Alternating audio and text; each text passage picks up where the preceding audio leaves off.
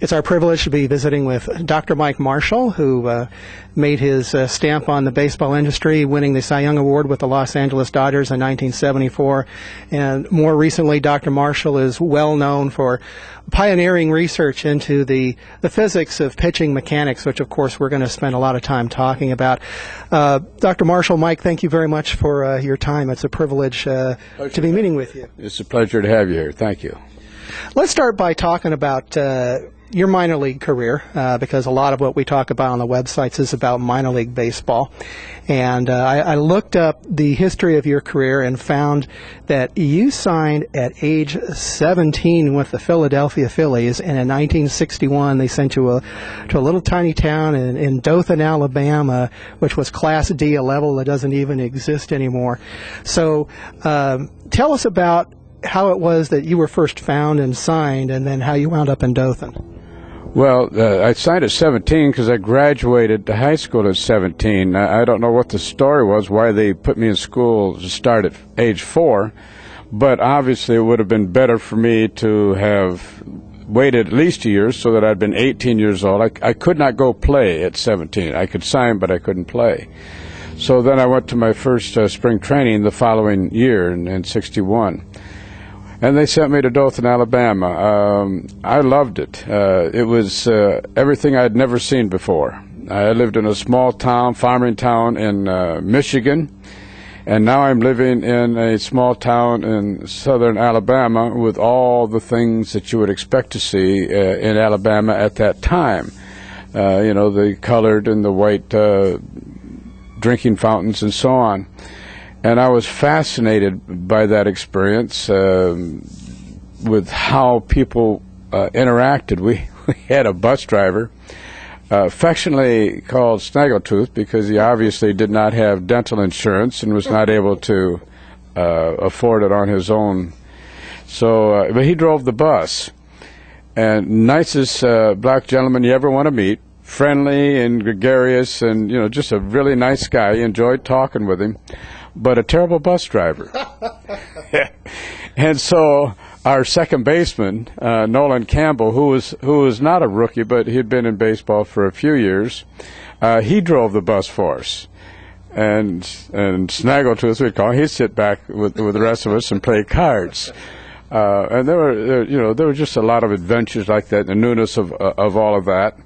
And being in a town that small and playing at a place called Wiregrass Stadium that, frankly, my high school baseball field was better, and it wasn't all that good. But it taught you some of the harsh realities of professional baseball that time, and that is you got a lot to go through. You're not showering in the best of lockers. You're not traveling the best ways possible. You're not staying in great hotels.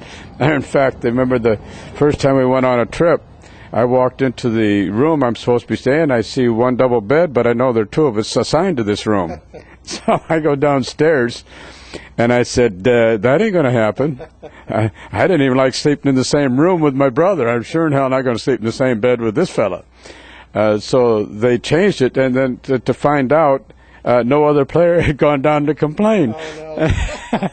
And I was the only one where we had two beds in our room. So I guess they lost their willingness to stand up for themselves because they're now playing minor league baseball. But I don't give a darn who you are. You're not going to force me to sleep with another man in a bedroom. Not that's all right for some people and it's fine for them, but I'm not going to do it.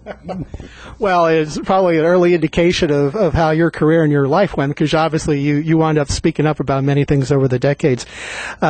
Being down there in the Deep South, did you have any African-American players on the Dothan Phillies roster, to your recollection? No. I believe they, instead of going to Dothan, Alabama, they were in Bakersfield, California, in a different situation. And it was disappointing. I don't believe... Well, the next year, I played in... I went to Bakersfield, and we had black players there, and I certainly enjoyed that, and then from every team there on. But there was still... I remember in 1964, I'm playing with Chattanooga, Tennessee. Should probably go back, and that my second year, there was a chance of me playing with Dick Allen. he was going to be a second base, and I was going to be the shortstop. I didn't live up to that matching, and so I ended up going somewhere else. He, of course, I think he was the best baseball player I've ever seen. I have never seen anything like Dick Allen, even when I saw him as a fresh-faced kid. Amazing to watch him swing a bat.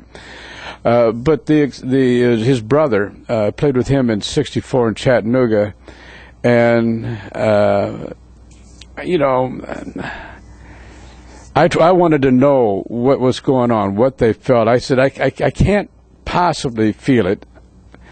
What is it that you're experiencing? And he was kind enough to share some of it, some of his feelings with me, and it was just a horrible time in our history, and I could imagine what it was before that. My goodness, go back 100 years before that and what it might have been. Roots brought some of it to life to us, but I started to have a lot of sensibilities to way people, of course, they couldn't stay in the same hotels we were.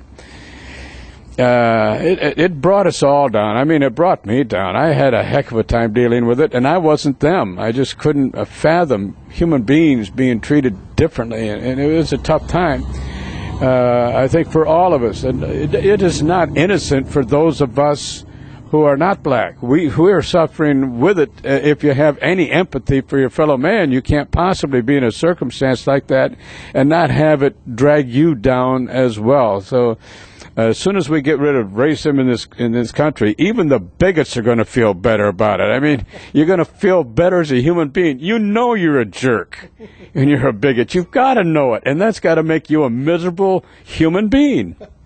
Well, and what's interesting about that period of history in baseball is that obviously baseball is still adjusting to the organized end of racism within the industry, but at the same time, players are starting to rebel against the reserve clause, which, for those of you who maybe are younger and not aware of this, that the reserve clause, once a player signed with an organization and is no longer an amateur, he was basically enslaved to that organization for life unless the organization traded you or released you from your contract. So it wasn't slavery of a racial sense, but it was slavery of a labor sense. And to me, it was always interesting that the first person who really openly challenged that was Curt Flood, who is dealing with not just the bigotry in the country, which, of course, in the late 60s, in the wake of the assassination of Martin Luther King and Bobby Kennedy and other things that happened, resulted in a lot of riots and a lot more militancy in the equal rights movement. But at the same time, he can't go work for who he wants to. And if the Cardinals want to trade him to the Phillies, he has no say in it. It would be like 100 years before if a plantation owner wanted to trade him from one master to another. So you were certainly playing pro ball at that time. I think Curt Flood was traded in 1970, or the winter of 69-70 in there, and that was right around the time that you were selected in an expansion draft by the Seattle Pilots. You eventually went on to the Astros and other places. So with all that history, for people who aren't aware of it, what was your recollection of what that period was like, and what your feelings were about what was going on with both the racial issue and the reserve clause? Well, what Curt was trying to do was determine where he worked in an industry that really is, you don't get signed actually by a team. I mean, they do sign you, but you're signed into Major League Baseball and assigned to that team. You then cannot assign yourself anywhere else. And I don't see that is necessarily a bad thing in that kind of an industry. What bothers me is that they had total control over what they paid you, because you had no way to find your value in an open market. And that, of course, isn't good. I think in 1967, they determined that 12% of Major League revenue went to players' salary. Well, this is an entertainment industry. Yeah, they have some development costs. I mean, that make us different from showbiz, where regularly the entertainer gets if there's a concert goes on, it's the entertainer gets the largest share of it. Well, 12% given to the performer in baseball, obviously, us performers we performers were not getting the lion's share of the profit. So the clause actually said that the teams had a right to renew your contract for a period of 1 year. That's what the major league contract. Minor league contracts are still slaves. They don't have any right to become free agents or anything of that kind. So you have to get to the major leagues to have that opportunity, and then the way it is now, you got to have 6 years of major league service. So when you think about the percentage of professional people that go play professional baseball, the percentage to get an opportunity to become a free agent is very, very small. And I think it was a wrong way to go. But the challenge that finally overturned it was one that I talked Andy Messersmith into doing. I was a player representative by then, and I understood what the contract said, and I understood that there was a different interpretation by the owners than we had. And what you had to do is not sign a contract for a period of 1 year, and then the question was, would you become a free agent or not? So Andy and I agreed that we would not sign a contract for the 1975 season. And we didn't. We went the entire season without signing a contract, and at the end of the year, then we were filing for free agency. Well, unfortunately for me, I had signed a contract that had a minimum guarantee for the following year, and they ruled that made me already under contract for the following year. I didn't think that, but they did, so I didn't get to go through with it with Andy. And a fellow by the name of McNally also, but he was retiring, so that was sort of one of those, who cares? We had nothing to lose, but also, it's one of those moot court things. You're not going to sign again. Why are we even bothering listening to you? So Andy had to go through that himself, and he found out that what it said, period of 1 year, went 1 year. Well, of course, everybody went crazy. Now Andy's a free agent. Now everybody else is not going to sign. It's going to go into chaos.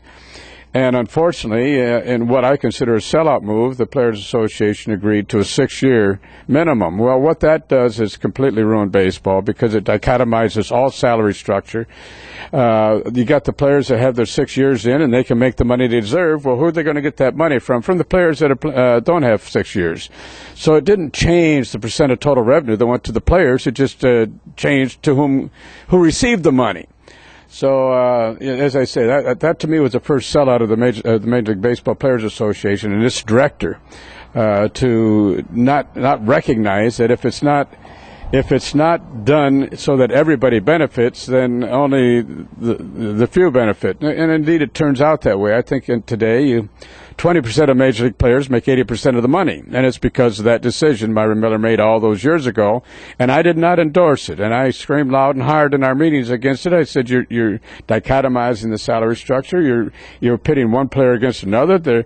What's going to happen is instead of signing 4-year players that maybe aren't superstars but very gifted anyway, they're going to sign rookies that they think can do the same kind of job for minimum salary, and therefore the quality of Major League Baseball is not going to be good as it should be, and it hasn't. It's nowhere near as good as it should be because of that decision Myron Miller made that many years ago. So what Kurt Flood was trying to do was not trying to resolve that problem in general for all players. He was trying to look out for himself, which I don't see any problem with. It wasn't something that was ever going to change. They had the right in this closed industry to do what they did, and he found that out. But they didn't have the right to renew your contract for 1 year in perpetuity. So we took care of that. Now, here we have the solution at hand where people could find a way of finding what the real market value is, and the way to do that is to have 1 year. And Charlie Finley came up with this, and his argument was, well, if everybody's a free agent, then the open market is lower than if a few are free agents. Well, he must have studied Economics 101 because that's the truth. Supply and demand. Lower the supply, the greater demand. So he wanted to have a very big supply and less demand, and he was absolutely right in that regard. And I'm not sure that it necessarily would have changed the total percentage of total revenue that went to players, but it would have been a better dispersal, and I was all for that. I want to have a normal curve distribution of salaries, and I think that's what we needed to do. But who is the biggest argument against this? Well, the agents that the players have. They want their 5% of that 80% of the money, and that's what they get. And I think over something like 4 or 5 years ago, that was over $400 million a year. So the Players Association is not run for the purposes of the players, but for the player agents. And if you know that the president, executive director of the Players Association, his brother's an agent, and when Myra Miller was executive director, he was an agent. He went into salary arbitration, received talk about a conflict of interest, and the original legal representative for the Players Association, Dick Moss, great guy. I love him dearly. Love his wife Carol, all of it. But he knew where the money was. He immediately stopped being the legal representative for the Players Association and became a player agent, which has made him very, very wealthy. And I say to him, Dick, what did you do? What did you do? Did you get a single hit? Did you strike out a single batter? What did you do to earn the money? He said, well, I negotiated. I said, well, he could have done that. It just the player could do that just by sitting there and letting everybody talk to him and find out which one is the largest one. I don't think you increased any of it. If there's no interest, there's no interest. If there's a lot of interest, they'll bid against themselves. You don't need anybody talking for you. There's no need to. You're just running up his costs. And he laughs and, sort of disagrees, but I think we all know that there's been no player agent, no agent that has gotten any more money out of a team than the team would have been willing to pay anyway. And in fact, I think by having players sit out long times, as we were talking about earlier, one guy missed an entire year because his agent would not sign. Well, I think he cost him money, and I don't think he got him a dime more in the end anyway. Now, I don't want to pass over Ball 4 because obviously Ball 4 put your name on the baseball map before you won the Cy Young Award and started to change all the pitching mechanics. But in segueing from our current discussion, one of the things that Jim Bouton mentioned in Ball 4, he was of the opinion that if the owners had just been willing to give the players a little bit more money, maybe raise the minimum a little bit higher, maybe in that era I think it was 10, 11, 12,000 a year, maybe up to like 20, 25,000, that if they've been willing to do that, then maybe the players would not have been more militant. Maybe they would not have eventually had a Messersmith and had strikes and be willing to be more militant. Do you think that was the case? No, I don't agree with Jim at all on that issue. For me, it was the idea that that we were treated as though we had no ability to deal with the life on our own. They were paternalistic, and boy, I just couldn't tolerate that. The paternalistic way they talked with you. You will live in this hotel. I'm a married man. I'll live where the hell I want. I'm going to live in your hotel just because you think I need to live there during spring training? Nonsense. You're going to travel with the team to a town. Why? If I want to pay my own way, you hire me to be a ball player. I'm not hired to travel with a team. If I want to, and this came up with I was with the Dodgers, and we were playing in San Diego. Well, my children wanted to see the San Diego Zoo. Well, I wanted to drive them down there, and did. And then I got fined for driving my family down there. And then what he said was, the general manager said, "Well, what if they'd had a car accident and you were killed?" I said, "If we had had a car accident and my wife and 3 children had been killed, I would have never forgiven myself, and you might have been the first person on whom I showed my wrath for forcing me to do that." You've got to have a better understanding of other human beings and the things that go on in our minds. And you clearly don't. So, yeah, I got in trouble. But when they start treating me like a child, they're going to have trouble back. It's not you treat me like an adult. And that's how I felt about the industry. I wanted to have a system in place that was fair to all players. I didn't want that dichotomized system. I wanted every player to receive his fair share of the revenue. Now, I don't know how you determine that. I guess at one point we got our percent of total revenue up to 40% of the total baseball revenue. What I argued with with Myra Miller at that time was, why don't we do this? We got free agency, we've got salary arbitration. Owners hate those two things. Why don't we just say to the owners, just pay us the same money that you paid last year in salaries for all major league players. just the same amount. We're just talking about the gross amount. Give it to us to distribute. Now, because we're going to eliminate player free agency, and we're going to eliminate salary arbitration, two things that you think are grossly running up your costs. How about you increase the amount by 5%? And we'll give you, each year, the cost of living will be a part of what you've already gained, because you're paying last year's dollars for this year's players. So if we could get that up to 50%, where you gave us 50% of total revenue, you kept 50% for yourself. We'll distribute the salaries. We'll make sure that it is a normal curve distribution. All players share as their performance enables them to share. And I would have been happy with whatever it was. See, percent of total revenue, and then we determine the amount the players make. And we could write up a very simple multivariate analysis of variance program that determines what each player should deserve as salaries for their positions and so on. And Marvin said no. He wouldn't even entertain it, wouldn't have anything to do with it, and I knew why.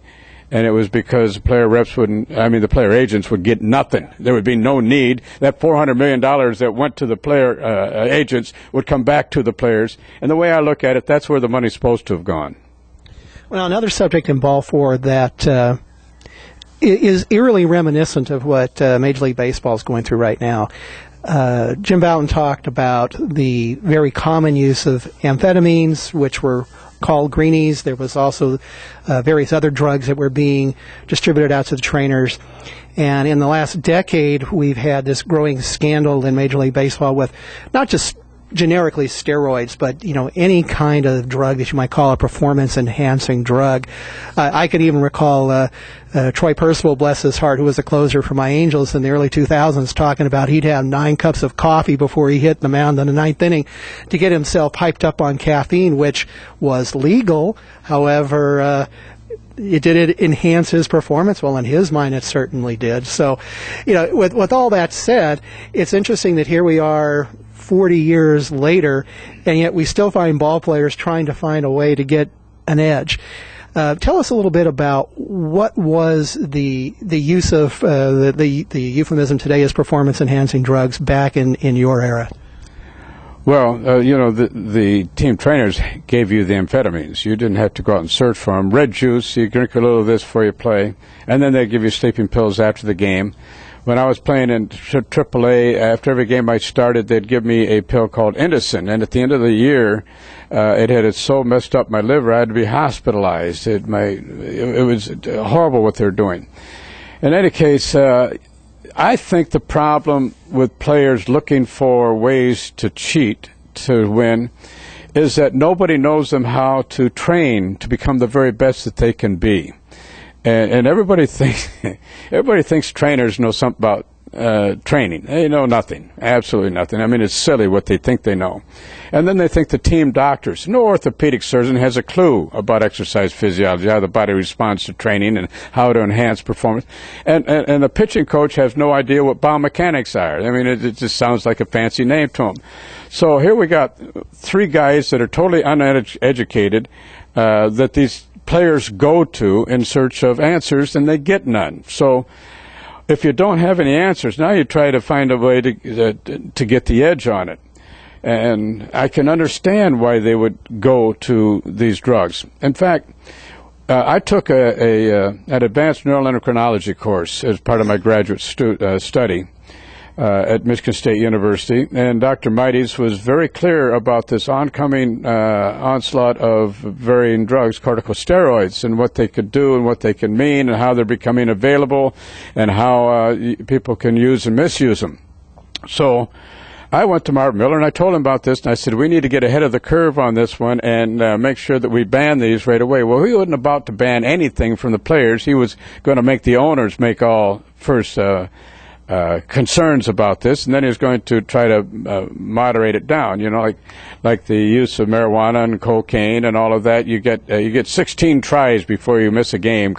I mean, what they did for people. Now, I agree. Playing baseball is not the same as driving a train or flying an airplane. So, I mean, if you take cocaine, you're not going to crash a plane or the train. And if your performance goes downhill, good, fire him. Because they're using drugs. I can't understand how the Dodgers kept that one guy on. He was doing cocaine. He missed 2 or 3 days. Or C-Val. Yeah, right. So he missed 2 or 3 games, and they kept bringing him back. I wouldn't have a player like that on my team just because I can't count on you, and you obviously aren't concerned with the team in any way, just what you got out of yourself. Anyway, I was aware of the steroid potential, and then when I started seeing, what was it? The first thing I think I saw was a kid by the name of Anderson, center fielder with Baltimore, hit 10 home runs the year before, then hit 50. I'm no dummy. Something happened there, and I don't know if he's ever confessed to that having happened, but there was no doubt in my mind what he did. And I know the effects of steroids. I told you I took an advanced neural endocrinology course. I know about all of the endocrine system, and the steroids is certainly one of them. We had to study in great detail. And I know it increases muscle mass, but what it doesn't increase is bone mass or bone density. It doesn't strengthen ligaments. In fact, it weakens ligaments and tendons as well. So I know that if you do these drugs or you use steroids, if you're a pitcher, your arm's just going to fall apart. It has to fall apart. You got more power, but the bones aren't able to withstand it because you didn't train that the same time you trained the muscles. So that's why you see pitchers that tried it, and they'll throw 100 miles an hour, then they'll hurt themselves, and you never hear from them again. But in batting, it's different. The stresses are different on the bones, and it's better able to withstand the stress. So batters can get away with it. Of course, they hurt their knees or they hurt other joints that fall apart as a result of they are under a great deal of stress, or their hips. So you get other indications, but we needed to stop that early on. We needed to test early on not to allow steroid use, and the tests are not that complicated, urine analysis and so on, to step it. But here's what I think.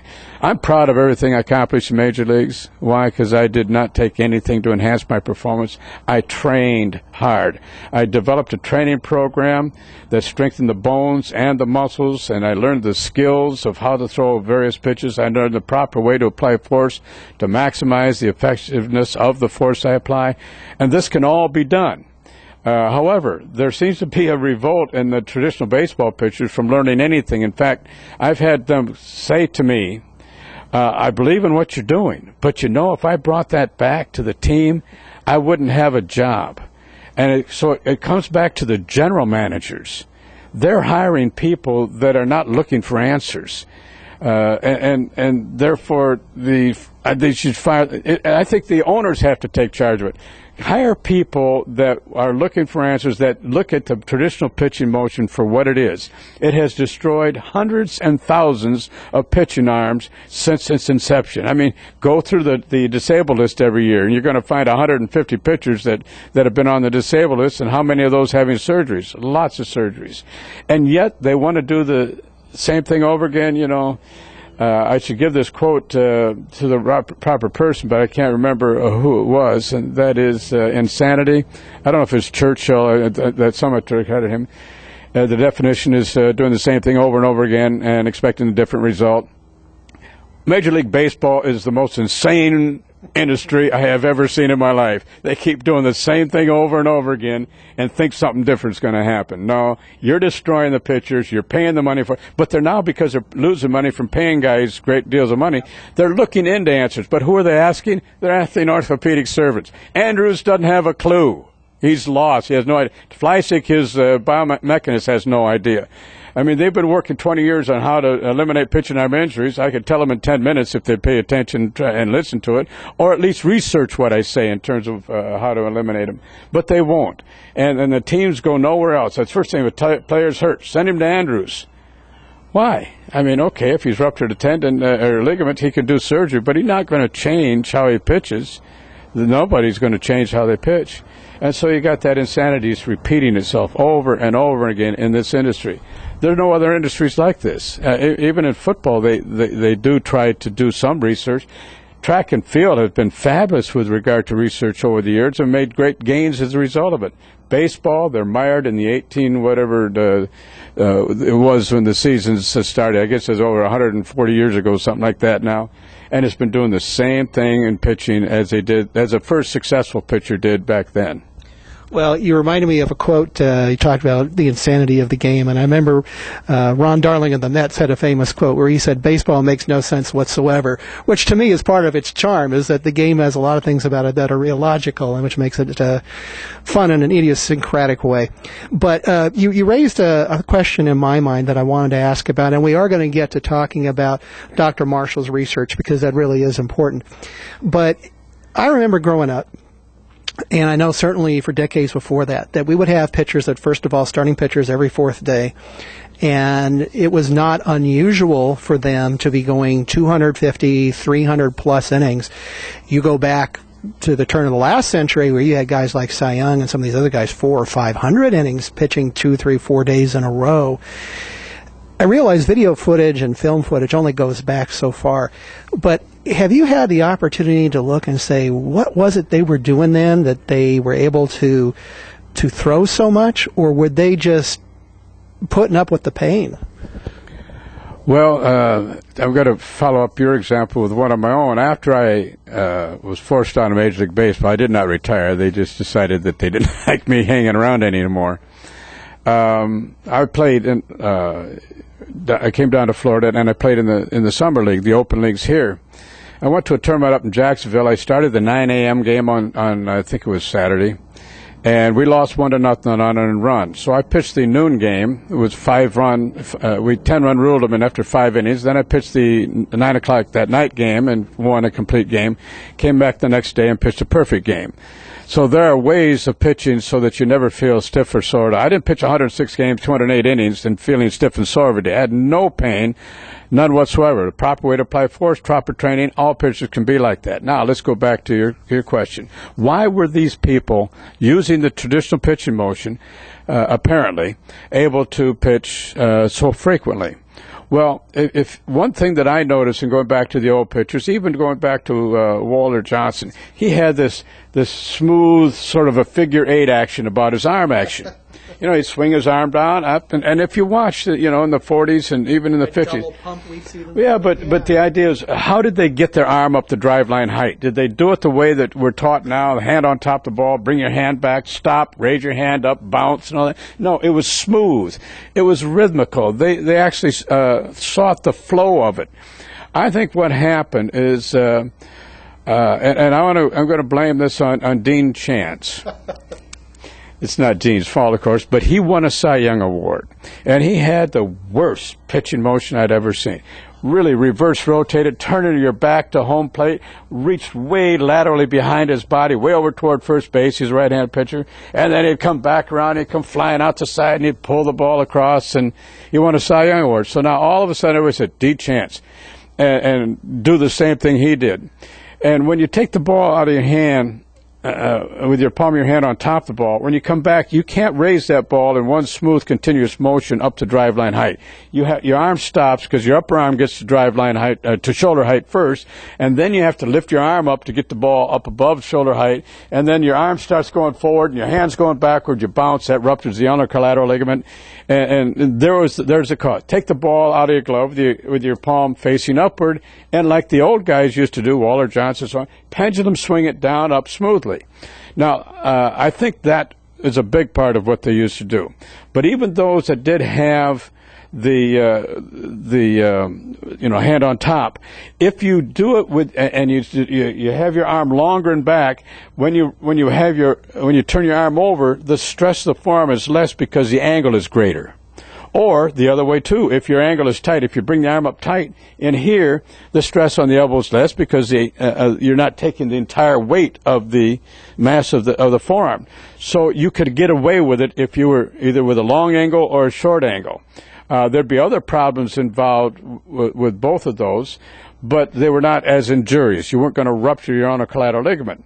So I think what happened with the guys that could pitch more is, and I'd have to go back and look at them each individually, and a probably high-speed film to see the angle of their arm if they had the hand on top of the ball, or if they didn't have the hand on top, then I'd understand because they're pendulum swinging, getting their arm up there and taking a lot of stress off the arm. In addition, the radar gun came in. All of a sudden, teams realized my scout doesn't know squat about pitching. So I better have him take something that is objective, that gives me a feeling for what this pitcher is. So we're going to have the radar gun, and I blame Danny Litweiler for this. He was a head baseball coach at Michigan State, where I was going. And he said, and we were measuring release velocity at that time with impact walls. In other words, the mass of baseball hitting a force plate, and we'd measure the amount of force and therefore the velocity. And we were trying all kinds of different ways to measure velocity at that time.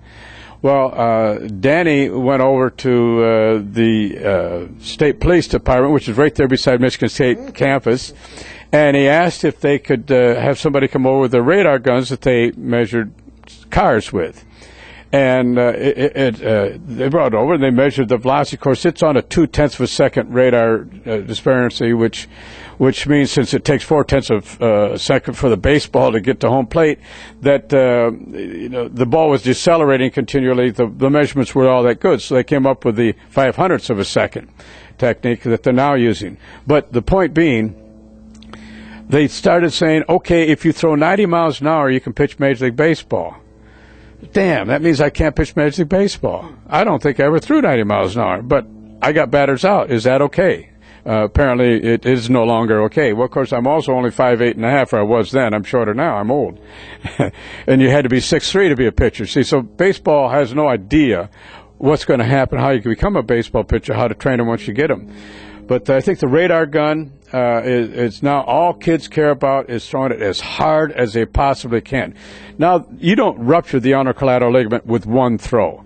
You rupture it, I wish I could tell you the number of throws, but with thousands of throws. You tear it a little bit, and if it's your born with tendon that you're dealing with, it can heal. So it can replace itself. So that delays it. When you get a replacement, that doesn't heal. There's no blood flow. When it tears a little bit, it'll rupture a lot faster than your first one did. The idea is don't rupture the first one. So these kids today get up there, they pitch for a while, and then their velocity starts going down, which means their ulnar collateral ligament isn't as strong as it was, and it's not able to withstand the bounce, and so you can't throw as hard. And then, of course, they have the surgery, and they say, oh, I can throw as hard now or harder than I did before. Well, not for long, because you're going to repeat the process again. So radar guns has kept people from learning skills. You just throw it as hard as you can, and don't learn how to throw a great changeup or a safe breaking ball. You just try to throw the ball by the hitters. And if you have the reverse pitching forearm bounce, at some point or other, your arm's going to give out. We used to have a minor league pitching coach in the Angels organization, Howie Gershberg, who passed away in 2003 from cancer, unfortunately. But he used to, in talking about pitching mechanics and evaluating pitchers, he would say that there are 4 elements to a pitch, and he ranked them in order of importance. Most important was location. Second most important was movement. Third most important was velocity. And the fourth most was deception. Which goes to show that there can be people like Greg Maddux, for example, yourself, for example, Jim Bouton resurrecting his career with the knuckleball, and other guys who have thrown knuckleballs. And as you said, there's often a tendency to look at the radar gun, and these days people want to look up on the scoreboard and see 98 and 99. I can remember we had Francisco Rodriguez in the minor leagues, and I can remember him at 2021 turning around looking at the scoreboard saying 98, 99, trying to throw harder, see if he can make a hit 100, and then of course, he was breaking down with forearm and oblique problems and all sorts of stuff. Yeah.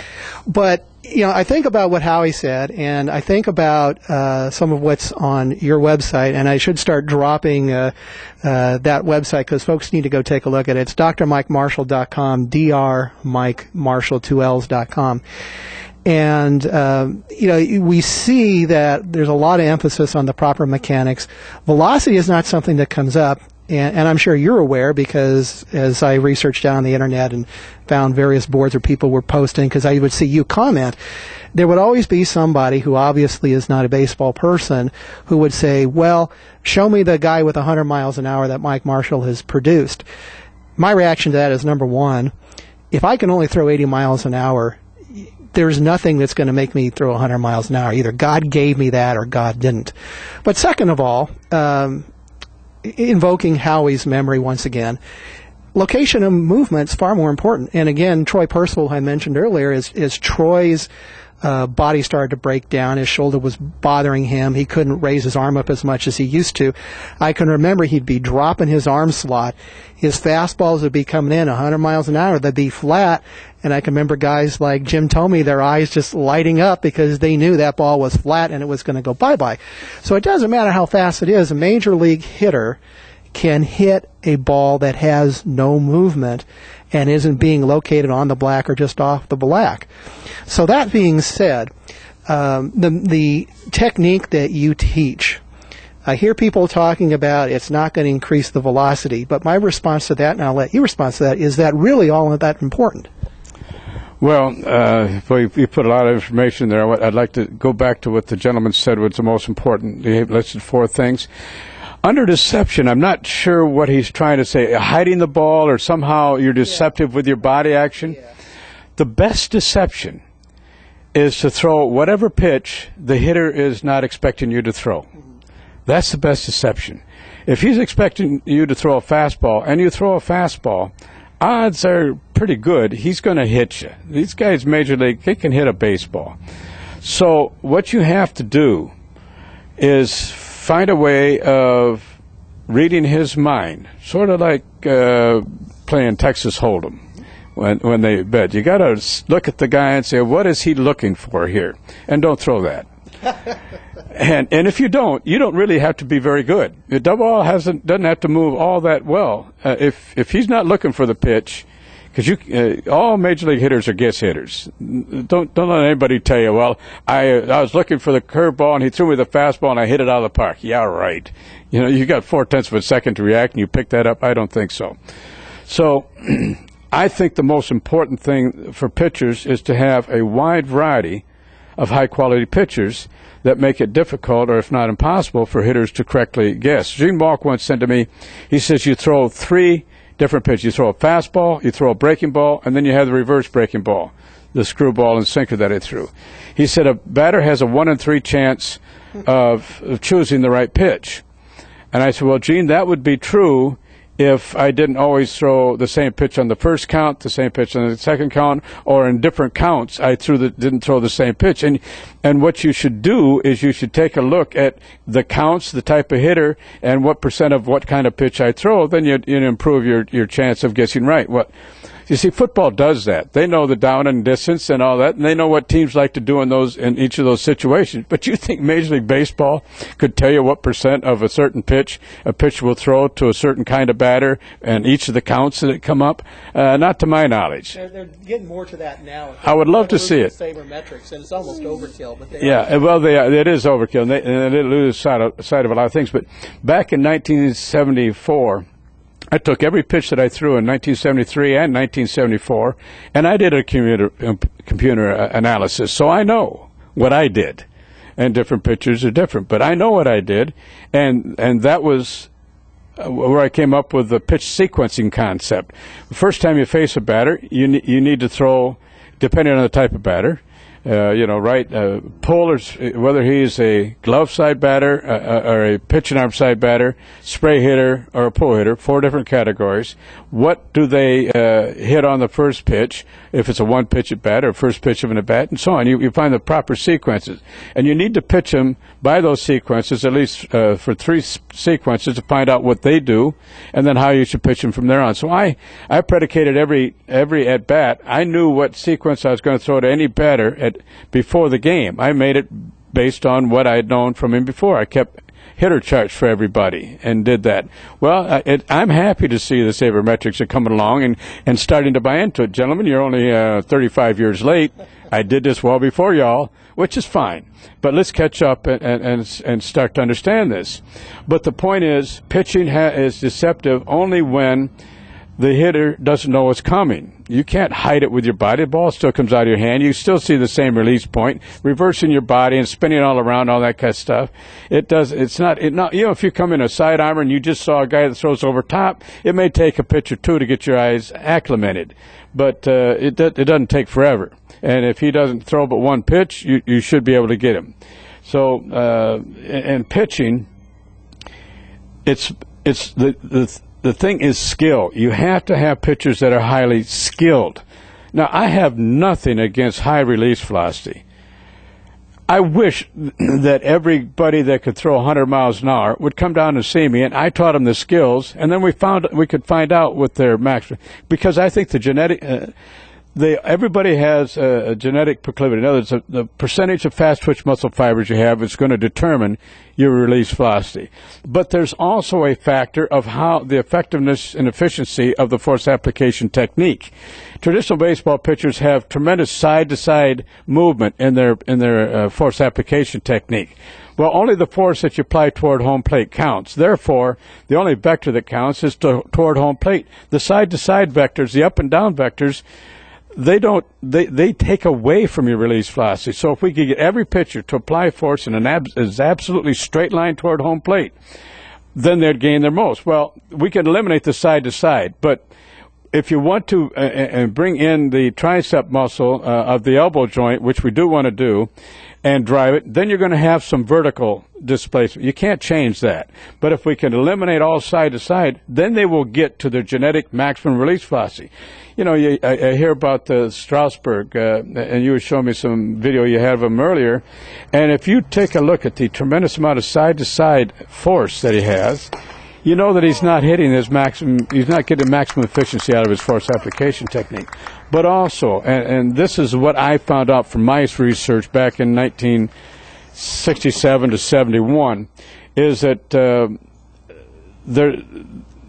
muscles are the cue to everything. You have to know what muscles that contract, that apply what force. And the muscle that has side-to-side force is a muscle called the pectoralis major muscle right here in the front of your chest. And all traditional pitchers use this muscle to pull their arm forward. Well, if you're going to pull something forward, it's going to go in a big arc. What you want to do is to be able to drive the ball in a straight line. Well, there's another muscle that nobody has thought about using that I figured out how to use back in the early 70s, and it's called the latissimus dorsi muscle. If you ask most people what the latissimus, or even a kinesiologist or applied anatomist, they think it's a big muscle that hangs off your bottom, and you do this when you do, like Arnold Schwarzenegger doing the, you know. And then you get elected governor of California, which one reason why I moved to Florida, but that's a different subject. Okay, well, we can talk about all that later off camera. But in any case, our old joke is our governor can beat up your governor. Well, maybe, but he did use steroids, didn't he? And he admitted to it, so he can't take pride in what he accomplished. In any case, few people know the latissimus dorsi, which is a huge muscle. It covers the lower half of your back, all the way down to your hip bone. It attaches to your hip, for Pete's sakes. It attaches to your vertebral column. It is a huge muscle, and it inserts into the head of your humerus bone. What? It operates the humerus bone, which is rather important in the pitching motion. Well, if you can go back to evolutionary days, there's a reason for this. We had to climb through trees, so we had to be able to raise our entire body weight with our arm. Well, now we don't have the strength of the chimpanzees or monkeys and how they go up a tree, but we started with that, and of course we got bottom heavy and all other kinds of things, so we have to train harder. But we can use the latissimus dorsi muscle to drive the baseball in a straight line toward home plate. And we can get a lot more force out of it than you'll ever get out of this little tiny, by comparison, pectoralis major muscle. But I can't, and I developed a drill to do it. I did it myself. I don't know how many people who watch me pitch remember. I had a pickoff move to second base where I came down looking here, and I turned this way, and I threw the ball to second base. And my shortstop would say, you throw the ball as hard to second base that way as you do to home plate. Well, he was wrong, but I did throw it about 90 to 95% as hard, which tells you that the legs have absolutely nothing to do with release velocity. It has to do totally, 90 to 95% with how you use your arm. And if all pitchers would learn, like Strasburg, if I could get him to throw with my motion and use the latissimus dorsi, that 100 miles an hour he's throwing now would be child's play. I think he would minimum 5 miles an hour, possibly 10. And wouldn't baseball be a different game then? They'd have to move the mound back. 110 miles an hour, you wouldn't have time to have any clue where to put the bat to hit it as it crossed home plate. And then if I taught him to make the ball move, in addition, taught him how to throw a sinker and a slider that's safe, not that pull slider he's doing, which is he's going to lose extension and flexion range of motion in the pitching elbow. But if you learned how to do it right, you'd have no chance. You'd just be standing up there totally bewildered as to what the heck's going on to you.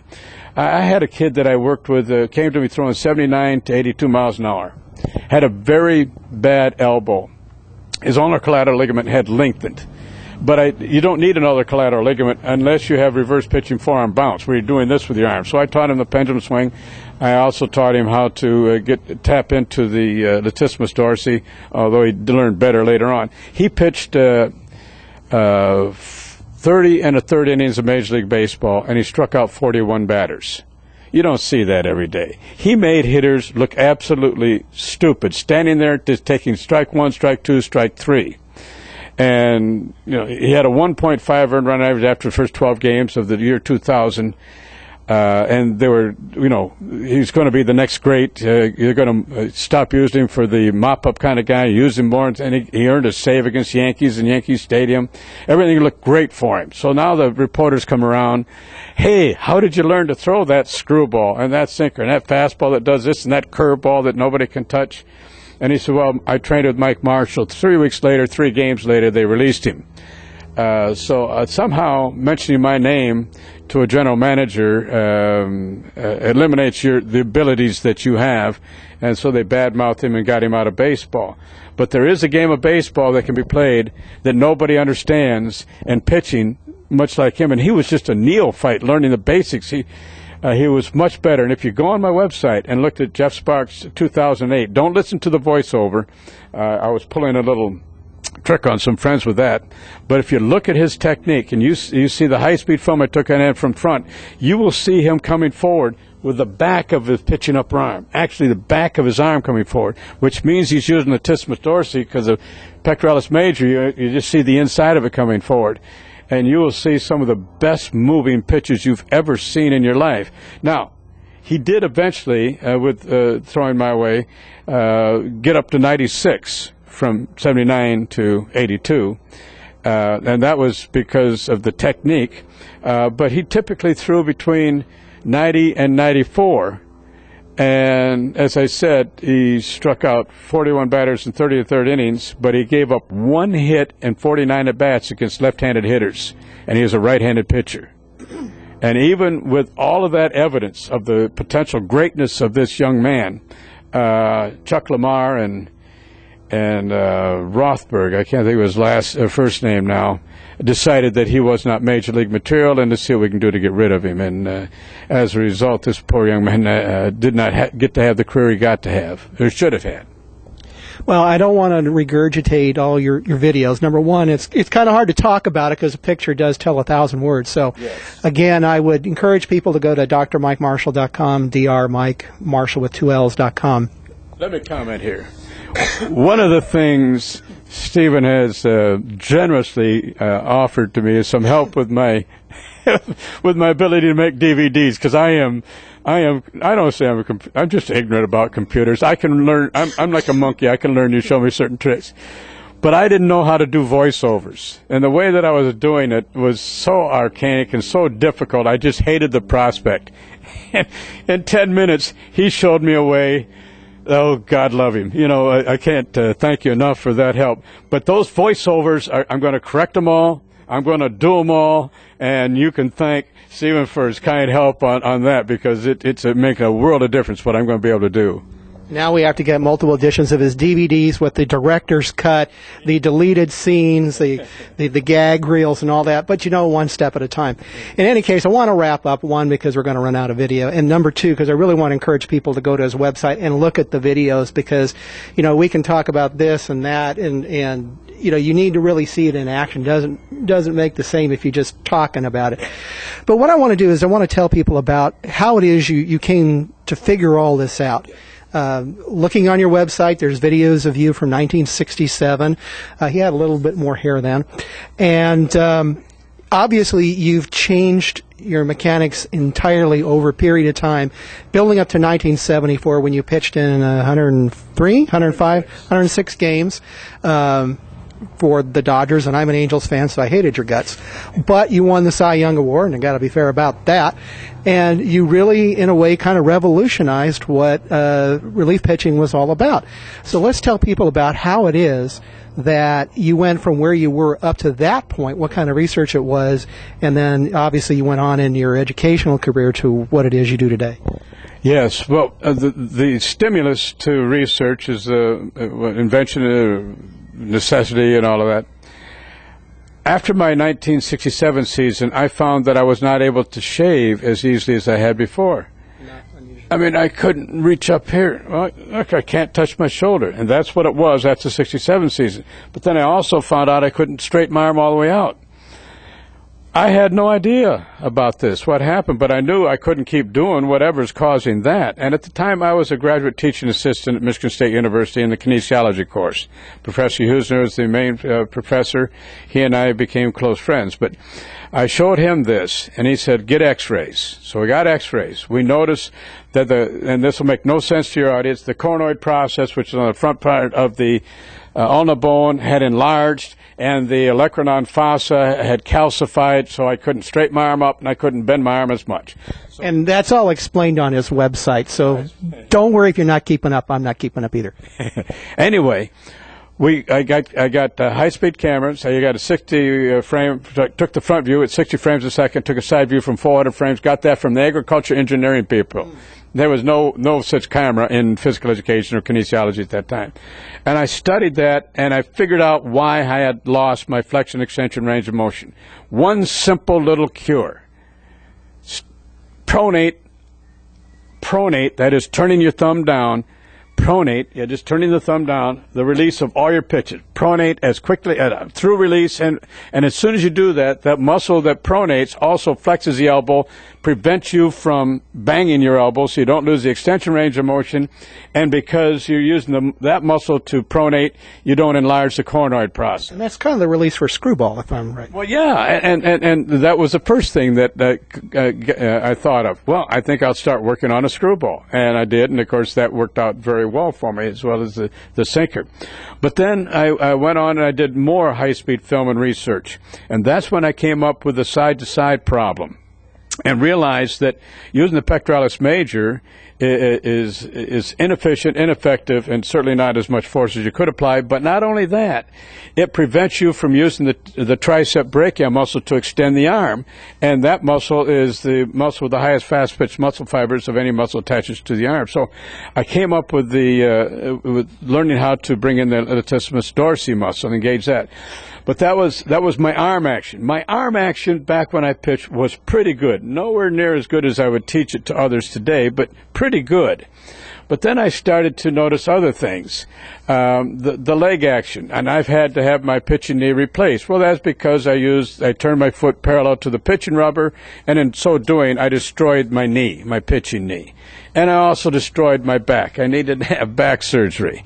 And that was because I step out there so far that I'd have to bend over, and the repeated action on the disc in between the L5, S1, the lower back, right down the line, it wore that disc out. And so I wanted to come up with a body action that supplemented and that worked well with the arm action. I also figured out that if the center of mass of the body is not moving forward, you come to a complete stop, then any force that the body could enhance the release velocity with is gone.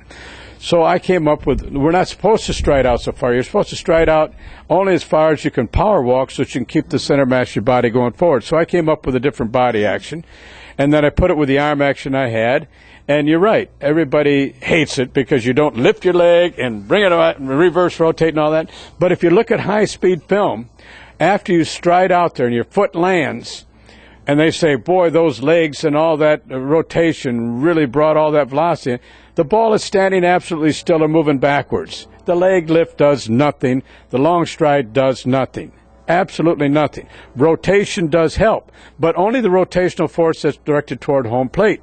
So if you rotate your hips so that the line through the middle of the hips points beyond second base, you're only applying force to the pitching arm side, not toward home plate. So I have my pitchers only have their hips pointing at second base and then rotate them forward. Now, we rotate our hips as far as they do. It's just that they start 90 degrees beyond, and then they only come 45 degrees in front. And so we start straight at, and we come out, and we get the same 135 degrees of rotation they do, but ours is more effective, more efficient, and appropriately aligned. But see, I'm a researcher. I happen to play baseball, but I'm a researcher. We're taught to discard everything you think you know about a subject and allow the science to lead you to the answer, and only the science. I don't care who lifted their leg how high and how many games he won. I want to know how to apply force to a baseball to maximize the effectiveness and the efficiency of that force. And that's what I've done. And I have come up with an injury-free pitching motion that not only prevents all injuries, but by having an almost vertical pitching forearm at release, you can pitch equally well to both sides of home plate. Rather than having you pull your arm across, we can release a baseball outside of the glove side of home plate and cause it to move to the pitching arm side. There's no traditional pitcher can do it because his arm is way out here. And so even with a 24-inch rubber, if he stands well on one side, his arm is longer than 24 inches, he has to release a pitch outside of the pitching arm side of home plate. You can't get the ball to move back. And that's what Sparks was doing. He'd release the ball, and he got the side movement of the force in addition to the spin accidents on the ball. So there's much more to the game of pitching than anybody understands. Oh, one other last thing here.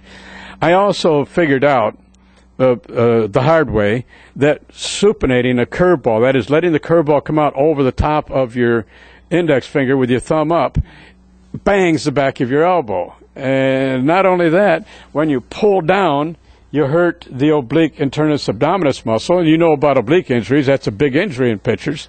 But I actually pulled the rib off of my sternum doing it so hard. Yes.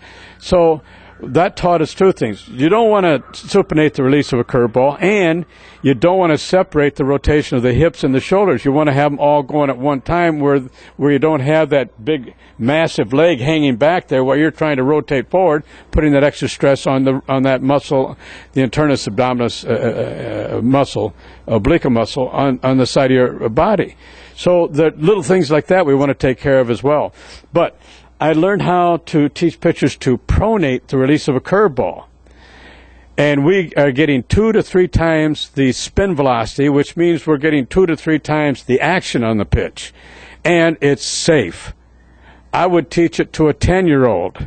But they have open growth plates. I wouldn't have them stressing their growth plates, even if it is safe, even throwing fastballs and changeups for more than 2 consecutive months a year. Growth plates cannot withstand a great deal of stress before they start changing or prematurely closing. So we got to stop treating our adolescent baseball players as though they're adults and can do what adults can. They can't. Their bones are growing. We have to be mindful of that. Well, I want to wrap up and give people an opportunity if they want to contact you. Obviously, I just emailed you through your website, and you were more than generous enough to bring me into the fold. And I've noticed that there's a lot of discussion out there on boards by fans or people who are interested in pitching who just emailed you and got a response. So if people want to contact you because they have more questions, or they want to contact you because maybe they want more instruction from you, how do they go about doing that? Well, if you go to the website, drmikemarshall.com, you'll have my email address. Email me. I love emails. And if you can't find what you need on my website, and I have my coaching baseball pitchers book there. I have question and answer files that go on forever that you can see if I've not answered that question for someone else. I have all the video files there. I've stopped working with pitchers myself. I'm 67 as of last week, and it's time for me to spend my days doing something other than sitting down watching pitchers every day. So my wife and I want to travel. But if you have a question, I'll be glad to answer it. And I am working now on redoing all of my videos, making DVDs out of them with a format now that I've worked out over a number of years that I think explains the important or critical moments in the pitching motion. And I'm going to redo all of them, and thanks to your help, I'm going to put voiceovers on them that explains exactly what's going on. So people will be, and I've rewritten my chapter 37, which is my motion, and I'm going to try to put video and right after I talk about something, so you can see somebody doing what I just said for you to do, and doing it properly. So you say, okay, he said this. Now, what does that mean? Click on that, and I'm going to have about a 1-minute video explaining that point. And I don't mean to interrupt, but I want to point out to people, when he talks about his book being available, he's not talking about paying money to buy the book. You can read the chapters online. It's free. He's giving it away. Yes, everything's free. I had such a great career. I had a career that I never thought was possible. I mean, really, I had a bad back. That's why I had to quit playing shortstop. I didn't think there was a chance I would ever be a major league pitcher. I only went to pitching because I wanted to finish my master's degree, and I was going to be a high school football, basketball, and baseball coach. And it worked out well because of the research and all that worked. I had a career that was incredible. I pitched 106 games, 208 closing innings. I finished in the top 7 5 times. That was back before they even considered relief pitchers as part of Cy Young. And for a little bit of prejudice, I don't think that you should be considered for the Cy Young unless you pitch the minimum number of innings to be considered for the earned run title.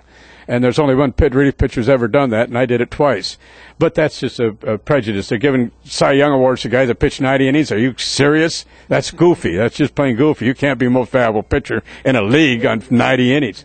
In any case, I'm giving back. Everything I know is free. I will tell you everything I know for free. I got it on the website. I'm trying to upgrade the quality of it, of the website so that you can learn more, learn faster. I'll answer any question. I'll give presentations anywhere. I fly out to these high school coaches association meetings for cost. I'm not looking to make any money. I I don't have a lot of money coming in, obviously, and so I'll talk to anybody and explain it to anyone, any association, anywhere. We have to eliminate pitching arm injury. It is the dirge of baseball. I mean, you love baseball. Let's say you're Cub fans, and here comes these great young pitchers. You know, Mark Pryor, Kerry Wood. We're going to be champions. We're going to be the best. And they break down because the people that are supposedly teaching them what they're supposed to do have no idea what they're doing, what they're talking about. Just destroying arm after arm. And the general manager keeps that guy around. What's the matter with this picture? Where are the owners saying, why am I keeping this fool around? I'm paying millions of dollars to guys that aren't pitching. Great pitchers are going by the board. Don't you see that you can't do the same thing over and over again and expect a different result? Unless you're crazy, and those people are crazy. I'll conclude by once again evoking Ron Darling, baseball makes no sense whatsoever. Dr. Marshall, thank you very much for your time again. It's been a real privilege, and I hope people enjoy the video and you start to get a flood of emails. So thanks again. If we can eliminate pitching arm injury, I'll die a happy man. Well, hopefully not for a long time. Thanks again. I hope it doesn't take that long. Thanks a lot. Yeah.